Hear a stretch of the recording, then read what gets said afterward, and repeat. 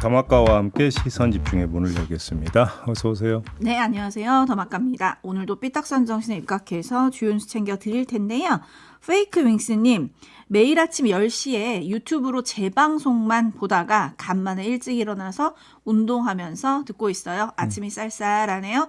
다들 건강 유의하세요. 라고 보내주셨습니다. 그러니까 요즘 낮에는 좀 많이 더운데 아침에 나올 때는 아직도 쌀쌀합니다. 네. 일교차가 상당히 큽니다. 맞아요. 이럴 때 감기 걸리기 쉬우니까 건강관리 잘 하시고요. 네, 그리고 4287님, 오늘 면접 보러 갑니다. 면접관들이 저에게 시선 집중했으면 하는 마음으로 좋은 기운 팍팍 주세요. 저희가 분명히 말씀을 드렸는데 시선 집중은 시험 명당이다. 그렇죠? 저희한테 사연을 보내주고 저희가 소개해 준 분 중에 떨어진 분이 없다. 떨어지면 안 보내는 거 아닌가? 네, 이거 분명히 말씀을 드렸어요. 여기는 합격 명당입니다. 걱정하지 마세요. 네, 4287님 힘내세요. 잘 될 겁니다. 0155님 시골 13명의 경로당 회장입니다. 아침 방송 듣고 오전엔 토론합니다. 그런데 시골 경로당 최연소자가 연세가 어떻게 되실까 이게 궁금하네. 아, 그러게요. 저는 이 회장님 연세도 좀 궁금하긴 한데 네. 너무 멋있는 분들 아닙니까? 아침에 방송 듣고 오전에 토론합니다. 그리고 더 중요한 건 그중에 한 분이 청취율 조사 전화를 받고 시선 집중을 짓는다고 했다는 겁니다. 오, 박수. 감사합니다. 열심히 하시기 바랍니다. 아, 네. 지금 PD가 오늘도 소개되신 분들에게 커피와 디저트 세트 보내드린다고 하는데 0155님께는 13개 드려야 되는 거 아니에요? 그러게요. 네. 13명이 들으시는데 하나 보내주시면 섭하실 것 같아가지고. 또 PD 부담되게 또 그런 얘기. 아니 뭐 제2비의 삽이라는 것도 있으니까요. PD가 알아서 하겠죠. 뭐. 네. 제2비의 삽이라는 것도 있으니까요. 감사한 마음에. 네. 권광윤 님이 어제 로또 샀대요. 저 때문이라고 하시는데 그러면 당첨돼도 저 때문입니다. 복권 명단까지는 제가 말할 수는 없습니다. 그럼 벌써 제가 샀죠. 네. 아, 그렇죠. 저도 아직 시도 안 해봤는데. 네. 김희선님 안녕하세요. 고3 딸이 정치를 배우는데 요즘 어른들 왜 저래? 라고 한숨을 쉽니다. 좀 있으면 알게 되실 거예요.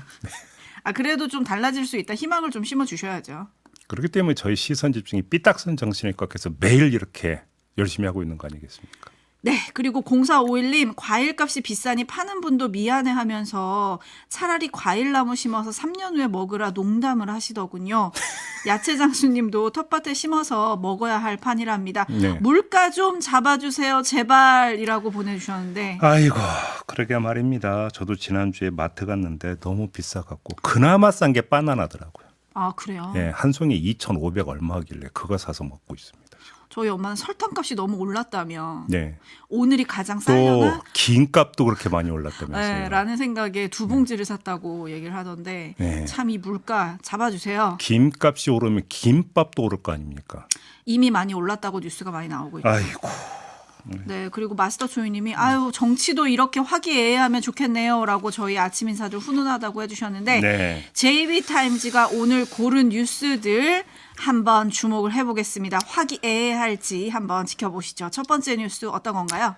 정진석 대통령실 비서실장이 어제 수석들과의 첫 회의에서 이런 말을 했다고 합니다. 그대로 전해드리면 대통령실은 일하는 조직이지 말하는 조직이 아니다. 대통령실이라는 이름으로 대통령실 관계자라는 이름으로 메시지가 산발적으로 외부에 나가는 것은 바람직하지 않다. 대통령실 정치는 대통령이 하는 것이지 비서들이 하는 게 아니다. 대통령의 결정은 최종적인 것이다. 그 보좌에 한 틈의 빈틈이 있어서는 안 된다. 이런 내용이었다고 합니다. 네, 어제 이 뉴스가 많이 주목을 받았는데 저는 그냥 딱 듣고 맞는 말이다 싶기는 했는데 아니 뭐 어떠세요? 100번 들어도 지당한 말이죠. 뭐 대통령실 관계자, 고위 관계자, 핵심 관계자 등등의 익명 발언이 남발된 것을 기억하고 있기 때문에 더더욱 타당하게 들립니다. 여기까지는 뭐 토달 게 없습니다. 네. 그런데 저희 삐딱선 정신에 입각해서 볼 땐 짚을 점이 있습니다. 그것도 세 가지나 있습니다. 세 가지나 있네요. 어떤 네. 겁니까? 첫째, 결국 대통령실의 발언자는 대통령이 돼야 한다는 말이잖아요. 근데 대통령이 그동안 자주 소상하게 간명하게 메시지를 발신했느냐라는 문제 제기가 그럼 뒤따르는 거 아니겠습니까? 요즘 윤석열 대통령이 소통을 강조하고 있으니까 이런 현상이 그나마 조금은 개선된다고 치고 그렇게 한번 믿어봅시다. 그래서 첫 번째 문제는 이렇게 가름하겠는데 그래도 문제가 남습니다. 두 번째로 넘어가겠는데요. 대통령의 말로 모든 게 전달되지 않는 문제가 있다는 겁니다. 네. 그래서 어쩔 수 없이 보좌진의 부연 설명이 뒤따르는 문제가 발생하고 있지 않습니까? 예를 딱 하나만 들어드리겠습니다.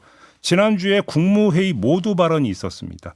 이 자리에서 윤석열 대통령은 총선 패배에 사과하지 않았고 이에 따라서 관계자가 등장을 해서 비공개 마무리 발언과 참모회의에서 사과를 표명했다고 전한 바가 있습니다. 이게 논란이 된 적이 있지 않습니까? 대통령이 발언한 뒤에 익명의 관계자가 그 발언을 해석을 하고 부연 설명하는 현상이 반복이 되면 대통령실에서의 발언자는 대통령이라고 하는 것이 그 의미가 반감된다. 이 점을 지적을 하고요. 마지막 세 번째, 정진석 비서실장의 말을 잘 들을 필요가 있는데요. 관계자라는 이름으로 메시지가 산발적으로 나가는 것을 문제 삼은 겁니다.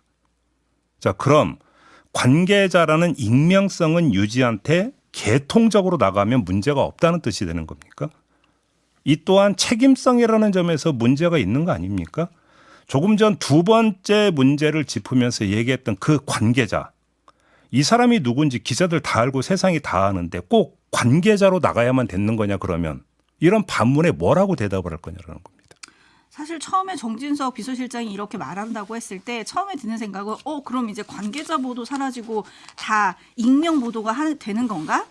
실명 보도. 네. 그렇죠. 익명 죄송합니다. 실명 보도 되는 건가라는 제가 순진한 기대를 가졌었거든요. 여기서 밑줄 쳐야 되는 건 산발적으로라는 5글자인 거죠. 네. 그리고 중요한 건 오늘 아침 조간에도 대통령실 관계자가 등장하는 보도가 엄청 많았다. 그렇습니다. 특히 영수회담 의제 관련해서 네. 나온 거의 모든 보도들에 대통령실 관계자가 등장을 하거든요. 결국은 언론 다수의 분석은 총리 박영선 비서실장 양정철 검토설 그러니까 그 보도를 이제 그 염두에 두고 한 발언 아니야. 이게 이제 그러니까 대체적인 해석 아니겠습니까? 네. 그렇기 때문에 왜 익명으로 소식을 전하느냐라는 문제 제기가 아니라 왜 중구난방으로 전하느냐라는 문제 제기였던 걸로 이해를 하는 게 현실적인 것 같습니다. 그래서 산발적으로라는 표현을 쓴 것 같다라는 것이죠. 그러면 뭐 내부 교통 정리를 해주는 겁니까? 그러니까 개통적으로 관계자 익명 보도가 나오는지를 봐야 되는데 제가 말씀을 드리는 건 왜 굳이 관계자라는 익명성 안 띄워도 되는 거에 다 관계자를 붙이느냐 이거부터 좀 한번 돌아보라 이런 말까지 드리겠습니다. 네, 현님이 비서진이 문제가 아니라 비선이 문제 아닌가요? 그걸 해결해야 합니다라는 의견 보내주셨고요. 덤덤하게님은 네. 혹시 이거 비서진 입단속인가요? 그런 측면도 없지 않아 있는 라는 거죠. 물음표를 또 보내주셨고요. 관웅님은 그럼 조직이 무슨 필요가 있나요? 라고 보내주셨는데 정진석 비서실장의 지시가 또 하나가 있었습니다. 대통령 보고는 원페이퍼, 그러니까 종이 한 장으로 하라라는 네. 주문인데 예. 이거는 어떻게 봐야 돼요? 근데 이제 종이 한 장으로 해서 딱 아주 명료하게 보고가 되고 명료하게 인식이 되면 그건 좋은 거죠. 효율성 측면에서. 근데 그렇지 않을 경우는 국회 소지나 그래서 그렇지 않을 경우는 그때는 어떻게 되냐라는 그러니까요. 그러면 대통령께 보고 과정에서 누군가가 부연 설명을 해야 되지 않겠습니까? 네. 그러면 그 1순위가 누가 되겠습니까? 비서실장이 되는 거 아닙니까? 그렇게 되는 거겠죠? 그렇죠. 네. 세상에서 사실 제일 어려운 게 요약이라고 하거든요. 책 읽고 한 줄로 요약해봐. 이런 숙제 받으면 엄청 당황했던 적이 있는데 페이퍼 보고할 때 한 장으로 해라. 이게 과연 될지 전 좀 궁금했어요. 그래서 여쭤봤고요. JB타임즈 다음 주목할 뉴스 어떤 겁니까? 오늘 조선일보가 보도한 내용이 있는데요. 이 정부 입장이 바뀌었다라고 표현하는 게 맞을지 모르겠는데요. 아무튼 정부가 이 의료계가 증원 백지화를 고집하지 않고 과학적 근거가 있는 통일된 증원안을 제시하면 2026 학년도 입시부터는 의대 증원 인원을 다시 연구 논의할 수 있다는 방침을 정했다라고 보도를 했습니다. 통일된 안을 가져오면? 그래서 2026 학년도 입시부터 이게 중요한데요. 이미 그 전에 정부가 뭘 발표했습니까? 2025 학년도 입시에서는 2,000명 그대로 적용하는 게 아니라 증원분 범위 안에서 50에서 100% 범위 안에서 대학별로 자율 조정할 수 있도록 한다. 이건 이미 나왔고 네. 오늘 나오는 이야기는 그 다음에 2026학년도 네. 요 얘기를 하는 건데 의대 증원 규모 재조정이 이건 오늘 출범하는 대통령 직속 의료개혁 특위에서도 의제로 오를 가능성이 있다. 조선일보가 이렇게 보도를 했는데요. 여기서 지금 그러니까 제가 드리고 싶은 말씀이 여러 가지가 있는데 첫째 실무적인 문제부터 한번 짚어보죠. 그러니까 내년에는 최소 증원분의 50% 이상은 늘려야 됩니다. 그렇죠? 증원분이 2,000명이잖아요. 그러니까 최소 1,000명은 더 늘려야 되는 건데 이 그 정부 방침에 나왔을 때 이제 대다수의 관측은 아마 실질적으로 증원되는 게 1,600에서 1,700명 정도 될 것 같다는 게 그때 나왔던 이야기였습니다. 근데 자 그렇게 늘려놨어요. 그리고 1년 뒤에 다시 재논의하겠다라는 거잖아요. 그러니까 재조정할 수 있다라는 거잖아요. 그러면 증원분 때문에 교수 늘려놓고 시설 늘려놨는데 그래서 또 2026학년도부터는 다시 조정을 할 수 있으니까 재검토 들어간다? 그러면 교수 줄이고 시설 또 줄일 겁니까? 대학 입장에서? 그게 가능한 얘기라고 생각을 하십니까? 실무적으로 그러니까 저는 지금 제기하는 문제입니다. 그러면 결국 2025학년도 그러니까 내년 증원분이 기본선, 최소선이 될 가능성이 있다라는 겁니다. 이게 실무적으로. 일단 이 점이 먼저 제기가 돼야 되는 거고요. 두 번째, 기조의 문제가 있는데 제가 볼 때 2,000명 증원 기조는 이미 깨졌어요. 자, 오늘 전해드리는 이 내용도 있고 그 2025학년도에서는 대학별로 자율 조정하도록 한다라고 하는 이 방침이 이미 나왔기 때문에 2,000명 고수는 이미 무너져 버린 겁니다. 자, 이런 마당에 왜 이렇게 복잡하게 애둘러 가야 되는 겁니까? 어차피 2년도 입시분에서는 다시 재조정할 수 있다고 한다면 차라리 여기서 스톱하고 아예 재검토해서 재논의해서 그냥 쭉 혼란 없이 일관되게 갈 수 있게 그러니까 플랜을 짜는 게 더 현실적인 거 아닙니까? 당장 내년도 입시부터요? 그러니까요. 2025학년도 아니, 입시부터? 조금 전에 말씀을 드렸죠. 내년에 또 늘려놨다고 그럼 또 줄일 수도 있다는 이런 혼선이 왜 발생되게 만드느냐라는 겁니다. 왜 이렇게 어렵게 갔느냐라는 문제를 두 번째로 제기하는 거고요. 세 번째는 정무적인 문제가 있는데 그 어제 나왔던 보도가 있었어요. 자, 윤석열 대통령이 지난 1일 어떤 대국민 담화를 발표한 적이 있냐면 정부는 확실한 근거를 갖고 충분한 논의를 거쳐 2,000명 의대 정원을 결정을 했다. 근데 의료계가 통일된 방안을 가지고 오면 논의할 수는 있다. 네. 이 의료개혁 관련 대국민 담화 발표한 게 1일이었던 거 기억하시죠? 하죠. 그 직전에 국민의힘에서 그러니까 증원 문제 좀 유연하게 접근해야 되는 거 아니냐는 목소리 나온 바가 있었고 그런데 윤석열 대통령 대국민 담화에서 이렇게 밝히니까 이날 한동훈 당시 비대위원장이 두 번에 거쳐서 사퇴를 언급하면서 반발한 일이 있었다라는 보도가 어제 나왔습니다. 자, 그러면 이 보도를 받아서 지금 세 번째 문제를 제기해 들어가겠는데 정무적인 문제가 있습니다. 아니 그러면 왜 그때 안 받아들였냐라는 겁니다. 윤석열 대통령. 집권 여당의 비대위원장의 사퇴 반발까지 불렀는데 왜 그때는 안 받아들이고 지금은 갑자기 이렇게 유연하게 나오느냐라는 겁니다. 제가 볼 때 차이는 그때는 총선 전이었고 지금은 총선 후라는 겁니다. 이게 차이라고 한다면 결국은 뭡니까? 의대 종합 문제가 총선용이었다. 이렇게밖에는 해석이 안 되는 거 아니겠습니까? 이렇게 세 가지 문제를 좀 제기를 하겠고요. 이것과는 별도로 지금 한동훈 비대위원장이 당시에 두 번에 거쳐서 사퇴 의사를 밝히면서 반발을 했다는 보도가 나온 그 배경에 대해서도 별도로 한 말씀 드리고 싶은데 이게 왜 또 지금 타이밍에 나오느냐라는 겁니다. 이게 이 지금 타이밍이라고 하는 게 지금 제가 왜 말씀을 드리냐면 윤석열 대통령의 오찬 초청을 거절을 했는데 또 그 전에 비대위원들하고 만찬을 가졌다라고 해서 여권 안에서 여러 가지 이야기가 나오고 있지 않습니까? 그러면서 결국은 한동훈 전 위원장이 홀로서기에 나선 거 아니냐라고 하는 이런 분석이 참 지배적인데 결국은 이 뭐 두 번에 걸쳐 사퇴 의사를 밝히며 반발했다라는 요 얘기도 홀로서기를 위한 명분을 쌓기 위한 여론전 성격의 흘리기냐. 요것도 한번 점검해 볼 필요가 있다. 이 말씀까지도 함께 드리도록 하겠습니다.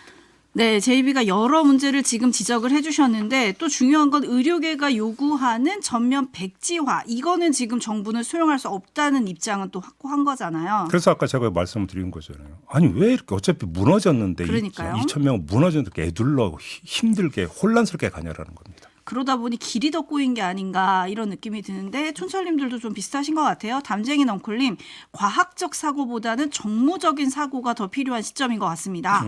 문봉철님, 이미 동력을 잃은 건 아닌가요? 라는 의견 주셨고 언서파님은 어쨌든 환자가 우선입니다. 정부와 의료진의 빠른 협상을 바랍니다. 라고 올려주셨는데 반면에 강지연님, 아니 5월 초면 고3들 수시 모집 요강을 발표한다는데 아직도 이러고 있으면 수험생들을 어쩌라는 건가요?